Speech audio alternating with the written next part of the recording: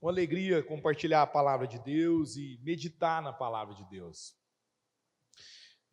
A gente tem vivido dias muito interessantes, em que o mundo tem transformado ideias em realidades tão grandes, tão sofisticadas, que cada vez mais nós somos deixados de sermos instigados ao pensamento. Ferramentas que estão sendo criadas, modernas, né? E esses dias estava numa reunião preparando um material que normalmente demanda tempo, esforço, pesquisa, né? Trabalho, e tinha lá um amigo com a inteligência artificial. E esse amigo era um artista conhecido, e ele simplesmente manipulou a inteligência artificial com os dados que estavam sendo discutidos. E o que a inteligência artificial respondeu em segundos, né, demandaria da nossa parte muito esforço para chegar em algo parecido. Eu me assustei e falei, meu Deus do céu, porque tem tempo que eu ouço falar de inteligência artificial, mas nunca tinha de verdade ido lá e aprender sobre isso. Fui para uma outra reunião, juntos também, um grupo, preparando um material difícil, estava lá um pesquisador, um advogado, um amigo, assim, um advogado muito especial, muito especialista. A gente estava construindo também um projeto. De repente, uma pessoa de outro lugar participando de uma reunião online como ouvinte, ele simplesmente manipula a inteligência artificial. Ela nos traz respostas assim que eu falei, meu Deus. Por outro lado, nós vivemos um tempo em que as informações e o conhecimento é muito manipulado.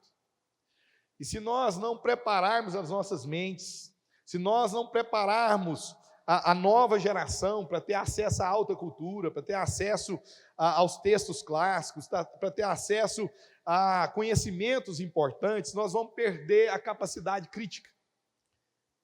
E essa inteligência artificial vai manipular todos nós, porque ela vai preparar as informações que ela mesma vai buscar para nós.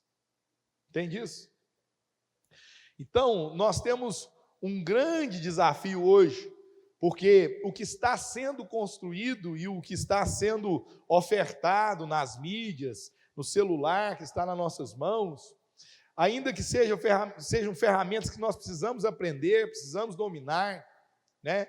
E naqueles dias eu entendi isso. Por outro lado, o desenvolvimento da capacidade de ler o mundo, de ler a vida e de ser crítico a tudo que está acontecendo, é um desafio nosso para mantermos vivo a nossa diferenciação de todo o processo que está tentando formatar as pessoas em um único formato, que também vai ser uma maneira de controlar todos. Entende isso?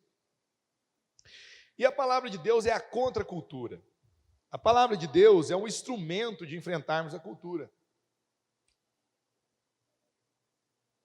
A Bíblia é um instrumento que, quando na mão de pessoas que têm o real interesse de estudar a palavra de Deus, e não só de estudar a palavra de Deus, mas de meditar na sua palavra, e não somente meditar na palavra, que é um aspecto mais profundo, mais entregue, mas também de estar sendo guiado pelo Espírito que opera através da palavra. Se nós não nos dedicarmos a isso, irmãos, nós não vamos enfrentar essa cultura, nós acabaremos sendo dominados por ela. E aqui nós temos uma leitura, eu acho que acrescenta sobre isso. Acrescenta sobre isso. Veja bem, o Evangelho é simples, mas ele também tem complexidade suficiente para haver muita profundidade, mas ele é simples. A palavra de Deus diz que Deus criou o mundo, Deus criou o homem. E quando Deus criou o homem, esse homem foi tentado lá no jardim. E esse homem que foi tentado no jardim não tinha umbigo, porque ele não era filho de mãe e pai. Ele não nasceu de uma barriga. Ele não tinha história anterior. Entende? Ele não tinha trauma. Ele não tinha carência. Ele não tinha dores. Porém, ele foi manipulado por uma propaganda. Ele foi manipulado por uma informação. Uma propaganda de marketing. Está entendendo? De forma que nós entendemos que, mesmo que aquilo não seja uma carência na sua vida, o conhecimento das informações, o domínio das informações e o controle daquilo que é apresentado para nós, o esforço de pessoas poderosas de determinar aquilo que chega para nós pode manipular o nosso subjetivo, a nossa mente, nossa cognição, nossas emoções, de forma a criar carência em nós. Então, apesar de não termos uma carência real, nós podemos sermos manipulados por carências subjetivas a partir de instruções de fora. Estão me entendendo ou não? Isso é forte.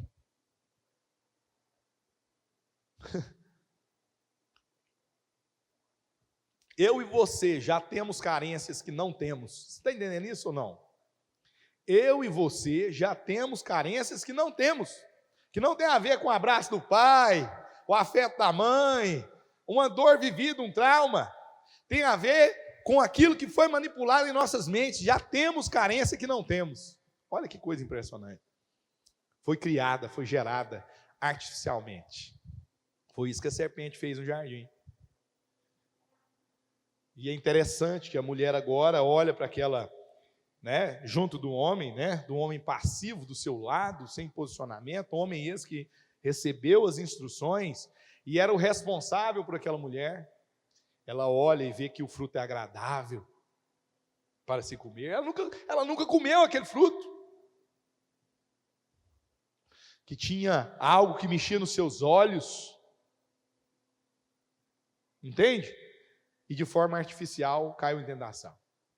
Também a palavra de Deus diz que quando esse homem caiu em tentação, todos nós fomos tocados pelo resultado daquilo que aconteceu com aquele homem. Olha que coisa forte. Por que que Adão peca? E todos nós agora, segundo Paulo, todos pecaram e carecem da glória de Deus. Por que que hoje, o meu neném que está ali, meu quarto filho, viu, Júlio? Você disse que 3, eu tive 4, eu tenho 4. Um não está mais entre nós, um habita com Deus, mas eu tenho 4 filhos, muito provavelmente meu filho ainda representa uma falta, uma saudade, uma dor, mas toda vez que eu tento olhar para os olhos dele de verdade, para não ser dominado pela carência dele, eu sinto como se ele me dissesse, ou seja, eu não estou falando com o espírito do meu filho, mas eu sinto como se ele me dissesse, se alegra comigo, pai, porque eu estou com Deus, eu estou desfrutando daquilo que eu quero que o Senhor desfrute um dia. Mas,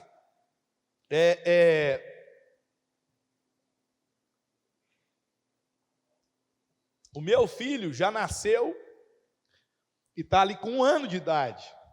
E ele já nasceu em pecado, e eu vou te falar, ele já controla a mãe dele. E não é porque ele não me controla, é porque a mãe fica mais com o filho, Ele já tem esse poder. E quando ele crescer mais um pouquinho, as outras crianças já vão ver como que esse pecado que já habita nele cresce junto com ele. E por que que Adão pode pecar e agora a gente tem que nascer com isso? Porque se ele, sem pai, sem mãe, sem história, sendo visitado por Deus todas as tardes, pecou, com certeza, quem somos nós? E se ele pecou, e se eu voltar para a barriga da minha mãe, e nós ficarmos aqui numa rebobinar, lembra daquilo? No videocassete? Rebobina aí a fita, Se eu rebobinar a fita, se eu voltar a fita, até a criação, nós vamos voltando para os nossos pais, até que todos chegamos em quem? Cheguemos em quem? Em Adão. Então, em Adão todos estamos, e em Adão todos pecaram. Amém? Mas a história da cruz de Cristo é muito importante. Por quê? Porque Deus, para criar a humanidade, Ele tinha que decidir o que Ele ia fazer. A partir do momento que Ele dava liberdade para Adão, A partir do momento que ele não dominava a mente de Adão, e Adão poderia cair em tentação, poderia escolher diferente da vontade de Deus, Deus tinha que providenciar o remédio. Porque na sua santidade, na sua plena santidade, não haveria chances para o homem, tanto é que estaria decretado: olha, todos que pecarem vão morrer. A alma que pecar, essa morrerá. Amém ou não? Então ele precisava da solução. Então, antes da criação, Deus já tinha que pensar a solução. Por isso, antes de dizer haja luz, ele disse haja cruz. Amém ou não? Por quê? Porque ele tinha que definir o remédio.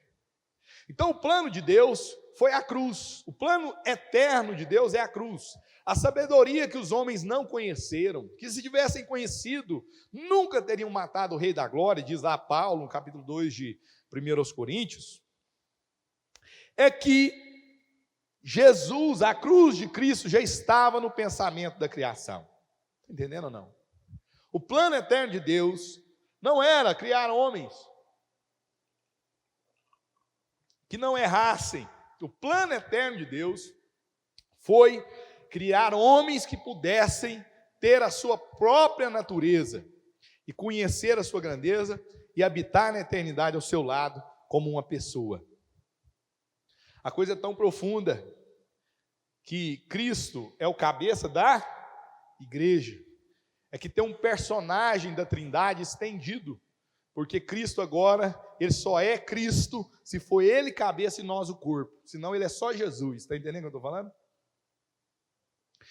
Ele é o Filho único, eterno de Deus, mas se não com a igreja, Jesus já não é mais completo, por decisão dele, eterna dele. Então nós vamos compor a pessoa eterna de Cristo.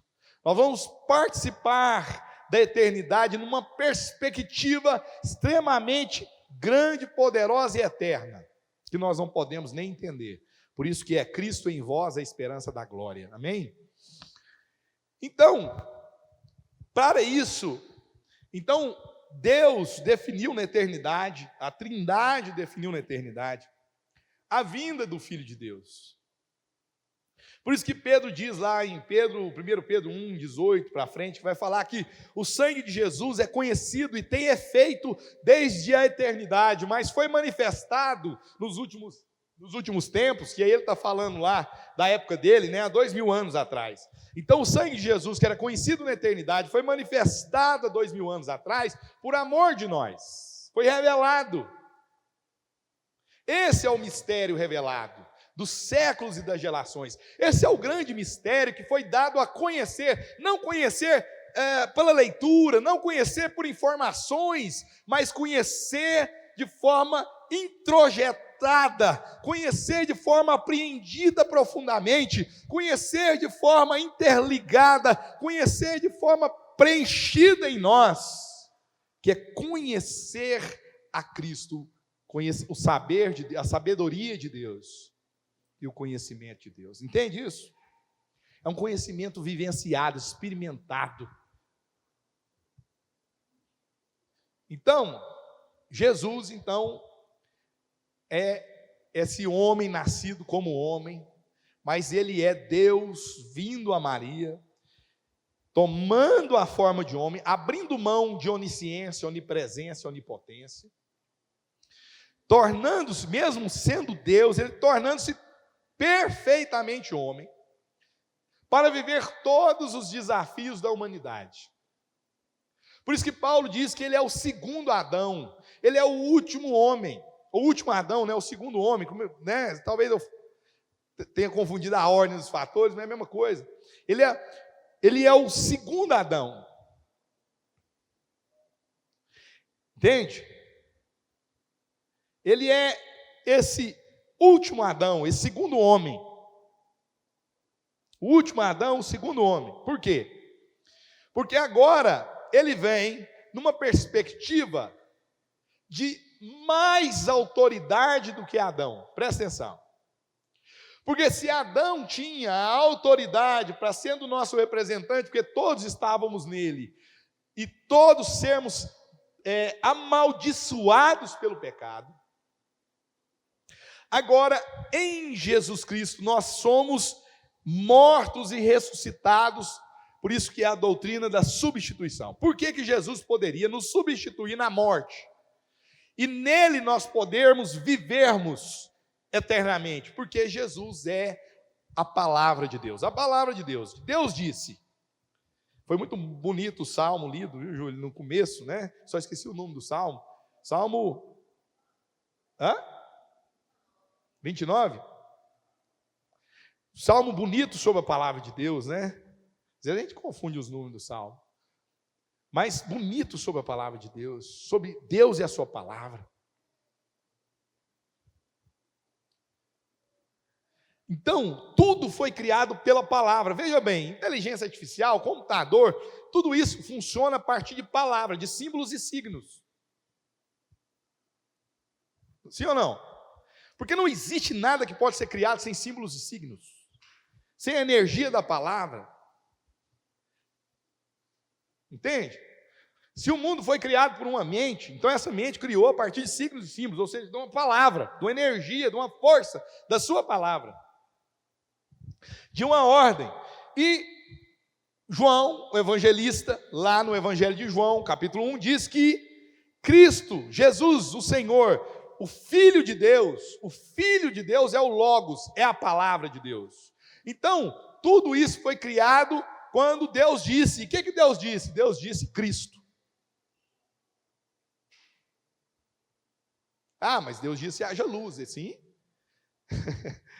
Mas quem é a palavra? Quem é a sabedoria eterna que estava do lado do Senhor? É Jesus, o Logos, ele é a palavra. Então, tudo isso foi criado em Cristo. Nele foram criadas todas as coisas. E nele tudo subsiste, diz a palavra de Deus. O apóstolo Paulo diz em Colossenses que todas as coisas subsistem, estão ancoradas em Jesus. Mas em que Jesus? O Jesus da cruz e da ressurreição, o Cristo. Amém ou não? Mas nesse processo, Jesus, como homem, precisava passar por todas as coisas. Então vem a tentação. Jesus precisava ser esse segundo Adão, esse segundo homem, esse último Adão. Ele precisava passar por aquela questão. Então, ele recebe uma revelação poderosa lá no Jordão, quando ele foi cumprir a lei, quando ele foi para mostrar que ele cumpria toda a justiça. Quando ele chega para João Batista, não posso te batizar. Ele falou, não, eu quero cumprir toda a justiça, a mim cabe cumprir tudo que é legal.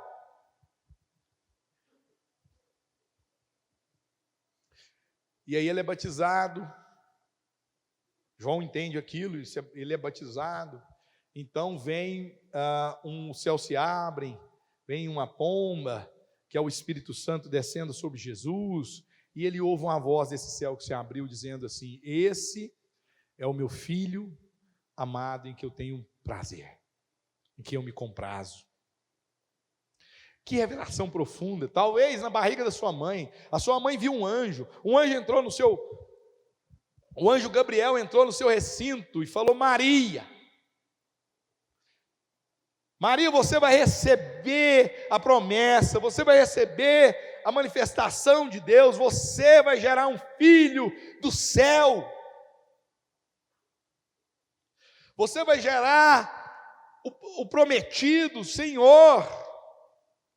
Maria ficou surpresa, como que se dará isso? Eu nunca tive uma relação sexual, porque se ela tivesse uma relação sexual, ela teria um filho de Adão. Deus falou, não, descerá sobre ti o Espírito Santo, o poder altíssimo te envolverá com suas asas, com sua sombra, e você vai gerar o ente que vai ser gerado em ti, esse é o Filho de Deus. Então eu imagino, Maria, conversando com aquela criança, ó meu filho, você nasceu da barriga da mamãe, mas eu vou te falar, você é filho de Deus.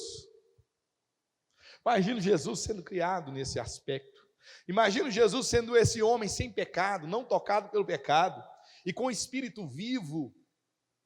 Esse filho da promessa, ele tinha revelação, mas Jesus não tinha uma Bíblia para carregar, ele não tinha dinheiro para ter uma Bíblia. Estão me entendendo? Jesus não teve o acesso que eu e você temos. Então, cada informação que um rabino, que sentado numa fogueira com pessoas compartilhando da Bíblia, né, que ali a lei e os profetas, cada vez que ele ouvia, aquilo tocava Jesus de uma forma muito profunda, seus ouvidos espirituais estavam abertos, mas Jesus então está crescendo com aquela ideia do Messias.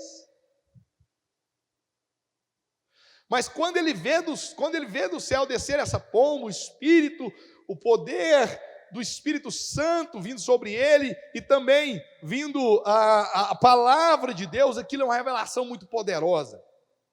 Então ele é impelido pelo Espírito Santo. Ele é impelido pelo Espírito Santo. Entende? A ir para o deserto. Sabe por quê, irmãos? Porque é algo poderoso demais essa revelação.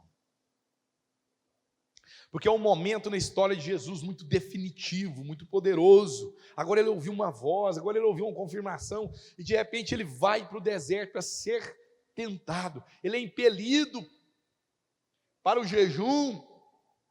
Ele é impelido para desenvolver uma espiritualidade profunda ali, para ter um tempo especial ali, porque essa mensagem é muito poderosa.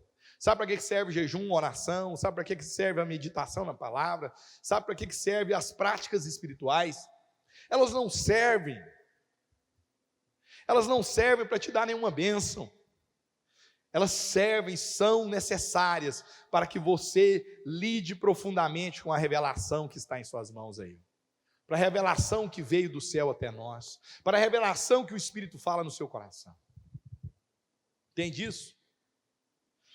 Para aprofundamento no conhecimento da nossa identidade.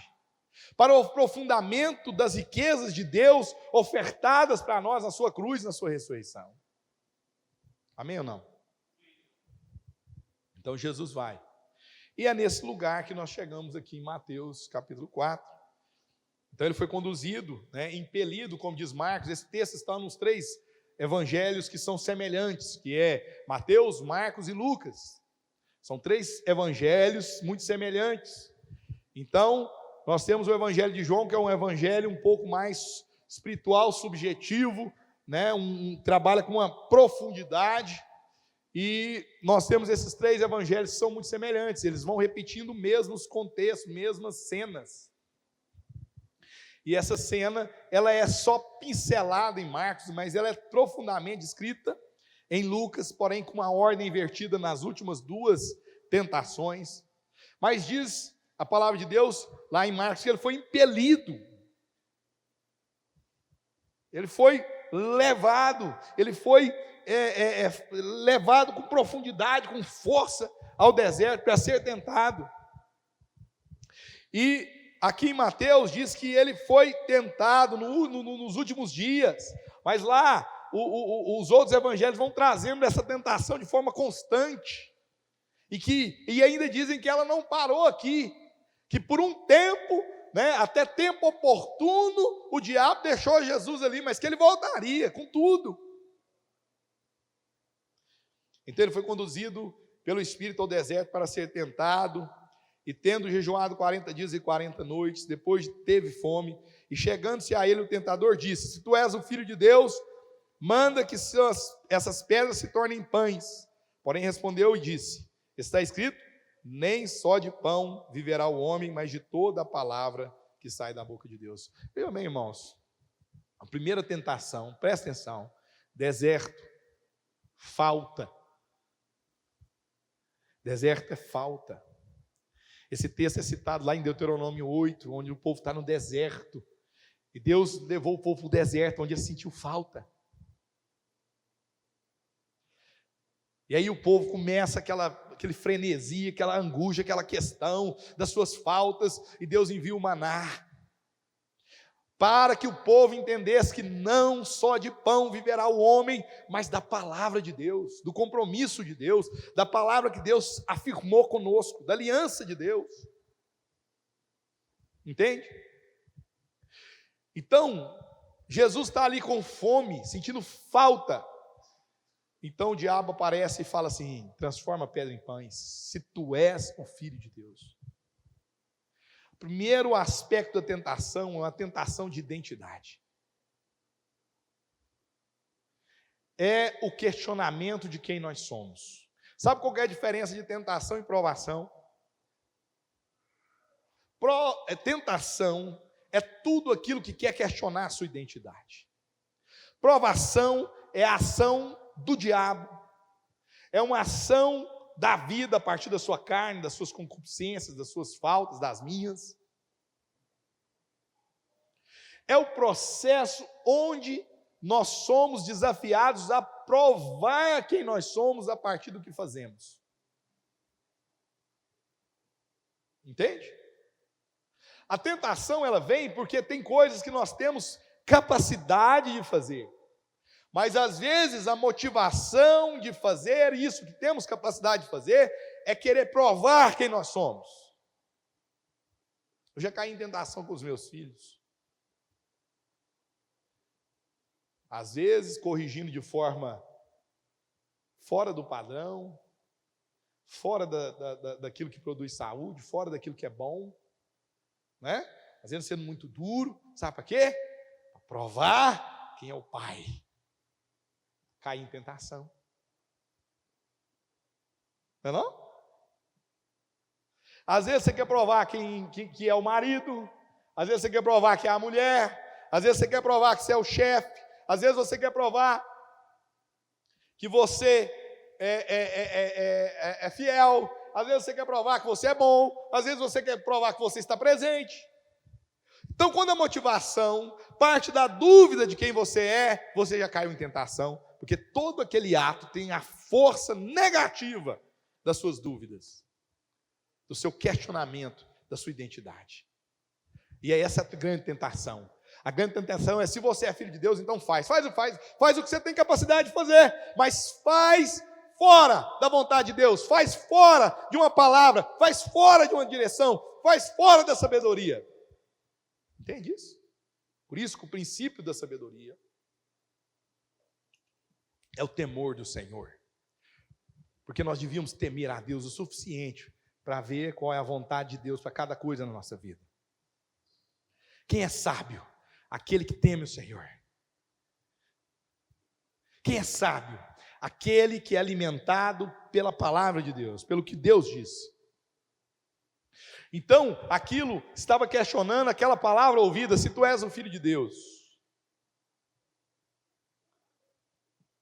E olha, irmãos, Jesus tinha poder para transformar pedras em pães.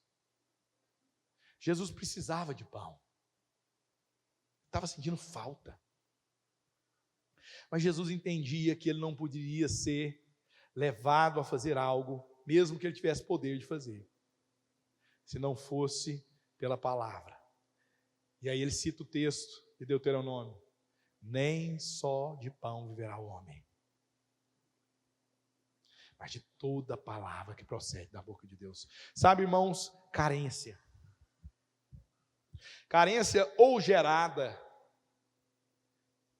carência gerada por uma questão mental, como eu disse aqui no começo, por uma propaganda, por um processo de comparação eu com o outro, como também carência gerada pelas dores da vida e pelas faltas da vida.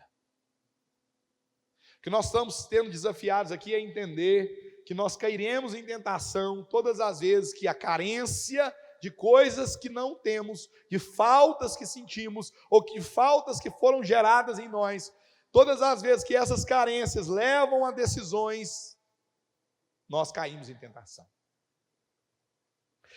E o remédio é toda a palavra de Deus. Aquela cena do deserto é: eu sempre providenciarei o sustento para cada necessidade sua. Por isso chovia pão como um orvalho, para que o povo só ajuntasse e montasse. Mas toda manhã tinha pão. Existe alimento para nossas carências. Existe alimento para aquilo que falta em nós. Nós precisamos então reconhecer as nossas faltas. Jesus podia falar: não estou com fome. Entendeu? Não podia. Não estou com fome, eu sou filho de Deus. Não, ele falou: olha, apesar da fome, eu tenho um alimento que me sustenta. Toda a palavra de Deus. Amém ou não? Existe alimento para sanar sua carência. Segundo ponto aqui foi quando ele é levado para... Então o diabo o transportou à cidade santa e colocou sobre o pináculo do templo. E disse: se tu és o filho de Deus, lança-te aqui para baixo, porque está escrito que aos seus anjos dará ordens a teu respeito e tomar-te-ão nas suas mãos, para que nunca tropeces com seus pés em alguma pedra. Disse-lhe Jesus: também está escrito, não tentarás o Senhor teu Deus. Sabe qual é a grande tentação segunda aqui? É você ser Deus e Deus trabalhar para você. É fazer uma inversão. Entende? Essa é a inversão religiosa, transformar Deus em criatura. Deus trabalha para nós. Entende? Deus trabalha para nós. Então, essa grande inversão aqui, essa grande tentação aqui, é Deus perder a identidade dele. Essa é a primeira, é questionar a nossa. Essa é questionar quem é o Pai, quem é Deus. E agora eu pulo aqui, eu pego uma palavra e começo a determinar, começo a dizer: faz assim, Deus, para mim. Porque está escrito. Entende? Agora o questionamento da identidade de Deus, a partir da palavra. Quantas vezes caímos nessa tentação de questionar Deus, questionar o amor de Deus, questionar a presença de Deus, questionar o cuidado de Deus, questionar quem Deus é? Quantas vezes nós não fazemos isso por dramas, situações que passamos, e nós questionamos a Deus, e queremos usar a palavra para enfrentar Deus com a sua palavra, para ver se Ele se submete a nós, aí Ele deixaria de ser Deus. Está entendendo? E esse segundo momento aqui é o momento do espetáculo. Vou te levar para o mais alto do templo, você pula e chama os anjos. Toda a população religiosa vai te olhar e vai bater palma para você. Não tem dúvida que você vai receber toda a promessa que a sua mãe te ensinava, que você leu na palavra, ouviu na palavra. É a necessidade de reconhecimento. Se o primeiro são as nossas faltas, a necessidade de suprir faltas, nesse momento aqui, é a necessidade de ser validado externamente. É a necessidade de ser aplaudido, reconhecido, visto, elogiado. Entende? Então é uma outra tentação, quando nós começamos a fazer coisas para que os outros vejam. E aí nós começamos a tentar a Deus, porque isso nasce na dúvida de quem Deus é na nossa vida. E às vezes nós queremos provar para o mundo quem nós somos. A igreja, toda vez que ela tenta aparecer para o mundo como forte, como poderosa, como politicamente resolvida, nós vamos resolver tudo, nós vamos dominar, aqui está a igreja, olha o tamanho que nós somos tantos por cento da população. Isso é a tentação. Toda vez que você tenta mostrar para o externo alguma coisa, tenta buscar na validação de fora, então você caiu em tentação. E o último, eu acho que eu já até passei do nosso tempo aqui, Júlio, me desculpe. O último aqui sou meio ceguinho, viu, gente? Por isso que eu demoro assim para ver qual versículo, Glória. Novamente, versículo 8. O transportou o diabo a um monte muito alto e mostrou-lhe todos os reinos do mundo e a glória deles, e disse-lhe: tudo isso te darei se prostrado me adorares. Sabe, irmãos, agora é esse momento em que o diabo quer trocar na nossa consciência a nossa identidade, a nossa segurança, do ser para o ter. Entende? Eu vou te falar um negócio. Paulo diz: aprendi a estar contente em qualquer circunstância, tanto a ter como a não ter. Tendo, eu sou; não tendo, eu continuo sendo. Entende? E a grande propaganda hoje é de um Deus que resolve o seu ter, e não um Deus que transforma o seu ser. E aí nós temos que cuidar disso. Porque às vezes não tendo, às vezes vendo as propostas de poder ter, nós nos corrompemos naquilo que é a nossa vocação. Muita gente tem trocado a vocação, muita gente tem se desviado de um propósito, de um plano, de tudo isso que nós falamos aqui, por causa do ter, em busca de um ter para ser. De ser reconhecido no seu ter, e não no ser identificado no ser que é em Cristo Jesus. Isso é muito importante. E Jesus responde a isso, né? Então Jesus diz: vai-te, Satanás, porque está escrito: ao seu Deus adorarás, e só a ele servirás. Então o diabo o deixa, e eis que chegaram os anjos e o serviram. Sabe, irmãos, essa confusão que nós estamos vivendo, e eu gostaria que você fosse sincero no seu coração. Sincero com suas carências. Carências são questões que nos faltaram, que muitas vezes estão determinando as nossas confusões e a nossa tentação, tentar provar que é. E nós estamos exagerando, nós estamos saindo do ponto. Nós estamos fugindo de situações por conta de carências, por conta de questões de validação, de necessidade de reconhecimento, de necessidade de aprovação, ou de uma vontade muito grande de ter algo que possa te compor na perspectiva de você ser. E isso está fazendo muito de nós nos perdermos. Essa é a grande confusão. Por isso, a palavra de Deus está aí para transformar a nossa consciência, para transformar a nossa vida, para transformar nosso entendimento. Está entendendo, irmãos? A palavra de Deus na sua mão tem que ter profundidade. A palavra é espírito, ela é viva e ela precisa encontrar o seu espírito. Precisamos, como Cristo Jesus, de pessoas que buscam um jejum, oração. Senhor, eu quero conhecer o Senhor. Porque como já ensinou, né, João Calvino na história da igreja, quando nós conhecemos a Deus, então nós sabemos quem nós somos. E quando nós conhecemos quem nós somos, nós sabemos quem Deus é. É quando a palavra de Deus começa a traduzir a grande verdade que a propaganda quer te enganar. Eu queria então, em nome de Jesus, que nós vencêssemos essa tentação numa vida profunda com Deus, em nome de Jesus. Obrigado, pastor Júlio, obrigado, igreja do Senhor Jesus.